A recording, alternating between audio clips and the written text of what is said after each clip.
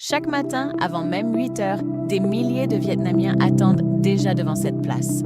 Certains ont voyagé toute la nuit pour venir ici. Mais qu'est-ce qui rend cet endroit si particulier? C'est sur cette place que, le 2 septembre 1945, Ho Chi Minh, président de la République démocratique du Vietnam, proclama l'indépendance du Vietnam devant une foule immense. Aujourd'hui encore, elle demeure l'un des lieux historiques et symboliques les plus importants du pays.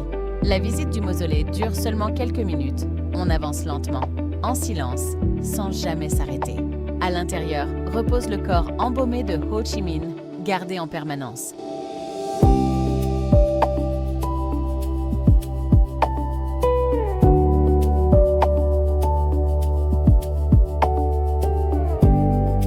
Juste derrière se trouve un immense palais, construit pendant l'Indochine française. Pourtant, Ho Chi Minh n'a presque jamais voulu y habiter. Il préférait une petite maison beaucoup plus simple. En 1958, il fit construire une maison sur pilotis inspirée des habitations des montagnes du nord du Vietnam. C'est ici qu'il travailla, reçut ses invités et vécut jusqu'à la fin de sa vie. À quelques mètres seulement, la maison 67 rappelle les derniers jours de sa vie.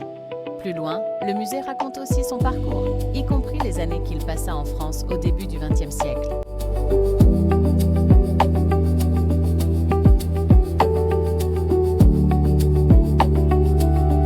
Avant de quitter le complexe, ne manquez pas la pagode aux piliers uniques. Construite au XIe siècle, elle est devenue l'un des symboles les plus connus de Hanoï. Plus qu'un simple monument, ce lieu permet de mieux comprendre une partie de l'histoire moderne du Vietnam, à travers les endroits où Ho Chi Minh a vécu, travaillé et pris ses décisions.